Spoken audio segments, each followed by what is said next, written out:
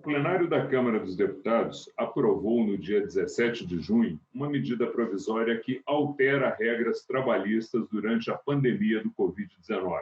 A MP segue agora para análise do Senado. A medida provisória aprovada prevê antecipação de férias e de feriados, concessão de férias coletivas e a possibilidade de teletrabalho, entre outras medidas. Para falar sobre esse assunto, eu converso com o deputado Celso Maldaner, do MDB de Santa Catarina, que foi o relator do projeto de lei de conversão da medida provisória aqui na Câmara dos Deputados. Eu sou Fernando Gomes e este é o Palavra Aberta, uma produção da rádio e da TV Câmara, agora gravado especialmente em modo digital. Deputado, seja muito bem-vindo. Tudo certo, Fernando. Estamos à disposição aí para conversar aí com a população brasileira. Obrigado. Deputado, o senhor poderia nos explicar, em linhas gerais, quais os principais pontos aprovados e como é que essa medida provisória vai colaborar para preservar empregos durante a pandemia? São 8 pontos principais, né?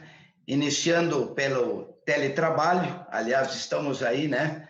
Durante a pandemia, essa lição vai ficar gravada, onde cada vez mais o teletrabalho, às vezes questões de pessoas de risco, alto risco, pessoas que trabalham na questão administrativa ou que moram longe do local de trabalho, então o teletrabalho vai ser muito importante, como já em outros países desenvolvidos. Então, o que prevê? Além disso, prevê a questão de férias individuais, acordos individuais. A questão principal é que prevê a flexibilização da legislação trabalhista durante a pandemia.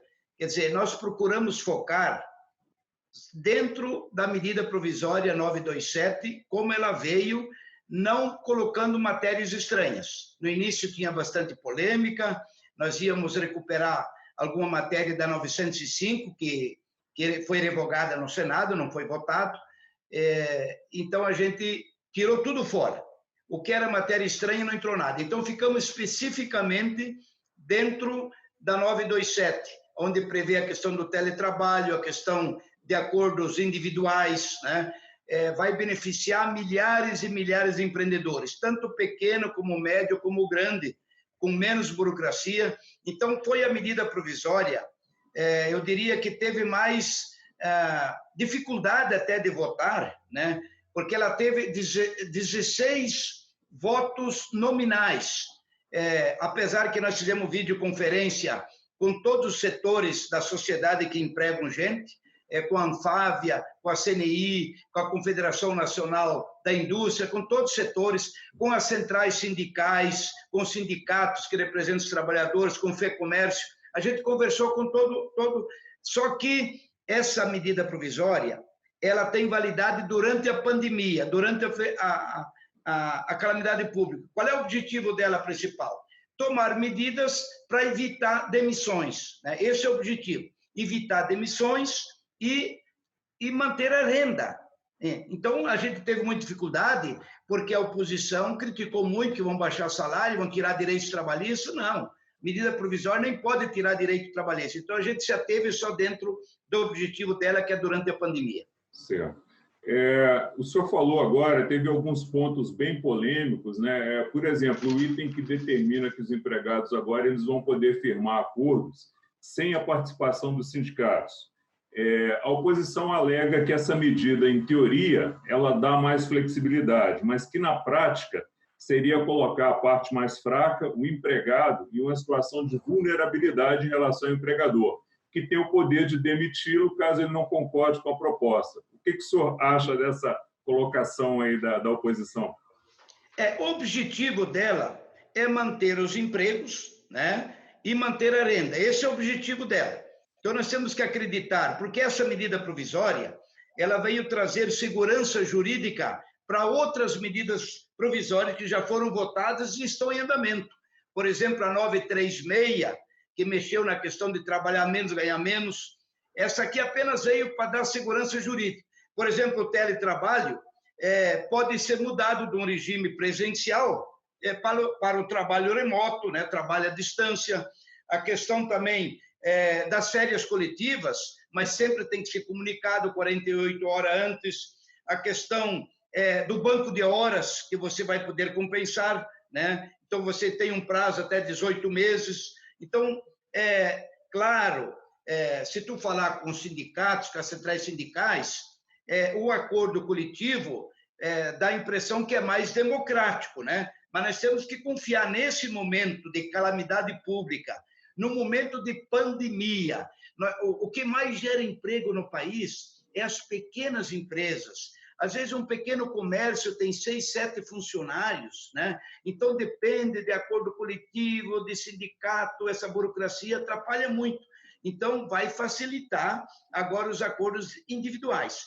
Aliás, já tem jurisprudência do Supremo Tribunal Federal, que já foi votado na reforma trabalhista, da questão sobre o legislado, né? O acordo, né? Sobre a lei. Então, já tem algum precedente nesse sentido. Então, eu acredito que ninguém vai ter intenção, por exemplo, de querer demitir mais fácil, porque os rigores da lei estão aí, né? Então, ela só vale durante a pandemia, durante a calamidade pública. Essa votação ela foi bem peculiar, né, deputado? Foi aprovado um único destaque, né, que prevê que quando a paralisação das atividades for determinada pelo poder público, nesse caso fica suspenso o cumprimento dos acordos trabalhistas em andamento, né? Como é que isso vai ser na prática? Eu diria que mais de 40 projetos que nós já votamos durante a pandemia, ou pelo sistema de deliberação remota, né? Mais de 40 projetos. Esse foi o mais, como é que se diz, o mais tumultuado, né? Polêmico, né? O que mais teve votações nominais, 16 votações nominais, né?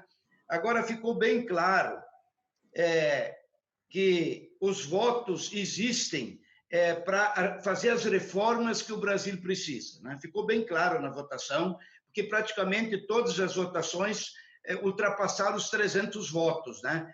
Então, aquilo que o Brasil precisa nesse momento realmente existe. O Congresso Nacional está disposto. Então, se entrar outros temas polêmicos, como é a reforma tributária, autonomia do Banco Central, reformas administrativas, é uma necessidade que deve acontecer a médio e longo prazo. Mas esse projeto específico, como você colocou, ele só vai valer durante a pandemia. Tem muitos parlamentares que gostariam que fosse permanente, como já tem outros países, né, desenvolvidos, e cria mais competitividade. Então, esse projeto é especificamente durante a calamidade pública, e espero que não haja alguma injustiça, até porque tem outros projetos, como foi o PL 1282, que vai dar recursos, né, para os pequenos, até com garantia do governo. Agora tem a 944, de 40 bilhões de reais pela taxa Selic. Então, acho que um projeto amar o outro. Esse apenas em dar segurança jurídica durante a pandemia, nessa flexibilização que está acontecendo. E esperamos que cada empresário, ninguém vai querer demitir um funcionário para depois pegar de volta, né? Porque são pessoas que já são especializadas, que foram treinadas para isso. Sim. Deputado, outro ponto que foi bem polêmico, que o senhor até já comentou aqui também, foi a questão do banco de horas, né? Quer dizer, o período que o empregado deixar de trabalhar durante a pandemia, ele terá que ser compensado em até 18 meses, mediante prorrogação da jornada, né? Trabalhando depois do horário, ou nos finais de semana. A oposição também alegou que foi muito cruel esse tempo todo com o trabalhador. O que o senhor acha aí dessa colocação? Principalmente a suspensão de exigências administrativas em segurança e saúde do trabalho, né? Então, esse banco de horas, tu vai ter 18 meses para compensar, né? Depois de acabar a calamidade, então você tem, claro, tu não vai poder exigir trabalhar o máximo 10 horas, 2 horas a mais. Quem trabalha agora, no caso, o máximo 2 horas. Então, tu vai ter um prazo para compensar. Esse foi um ponto bastante criticado, principalmente para aqueles que trabalham na saúde, né? Que estão combatendo o coronavírus, salvando vidas. Então, houve, inclusive, um destaque nesse sentido, mas não passou, né? Então, claro que vai facilitar para o empreendedor, para quem gera emprego, poder compensar, mas a gente respeitou, não incluiu domingos, e os feriados religiosos também respeitamos, só se há acordo entre patrão e empregado. Então, seria só os feriados civis, né? Antecipar feriados e compensar o banco de horas, quer dizer, vai ter esse prazo realmente. Mas qual é o objetivo? O objetivo que nós pensamos é gerar emprego, é manter os empregos nesse momento de tanta dificuldade no país e manter a renda, né? Então, a gente tem que, vamos confiar, né, na boa intenção daquele empreendedor que quer manter o seu quadro de funcionários para não demitir, né? Essa é a nossa maior preocupação, com o desemprego no país. Esperamos que esta medida provisória e outras que estão sendo votadas venham ajudar, principalmente depois da pandemia, a recuperar a economia do país, que infelizmente este ano vai ser um ano negativo. Deputado, a medida provisória agora ela foi aprovada, seguiu para o Senado. O senhor já tem uma previsão dessa matéria ser aprovada no Senado, a gente finalizar a aprovação no Congresso e seguir para a sanção presidencial? Eu espero que, como o relator, eu respeitei tudo o que estava dentro da medida provisória, e ela só vale durante a pandemia. Nenhuma matéria estranha. Tinha outros assuntos muito mais polêmicos, como foi o caso das câmaras frias, de jornalistas, outras matérias, 1.082 emendas. Imagine quanta matéria tinha da própria 905, que tinha sido aprovado. Tudo nós tiramos fora e ficamos especificamente dentro da 927. Eu acredito que o Senado vai manter o que foi decidido na Câmara e vai para a sanção presidencial. No meu ponto de vista, não vai sofrer alterações para voltar para a Câmara. Eu acredito, apesar que ela tem prazo até o dia 4 de agosto, e o próprio Senado não vai ter desculpa agora, né? Porque tem um prazo, não sei se vai ter o recesso parlamentar, mas vai ter um prazo bom para aprovar. Eu acredito que ela vai, do Senado, vai já para a sanção presidencial. Deputado, muito obrigado pelos seus esclarecimentos prestados à Palavra Aberta. Seja sempre muito bem-vindo. Nós que agradecemos e esperamos que ela venha contribuir para manter os empregos e a renda de nossos trabalhadores. Eu conversei com o deputado Celso Maldaner, do MDB de Santa Catarina, sobre a medida provisória aprovada aqui na Câmara dos Deputados, que altera regras trabalhistas durante a pandemia do coronavírus. A você que nos acompanhou até agora, um forte abraço, muito obrigado e até a próxima.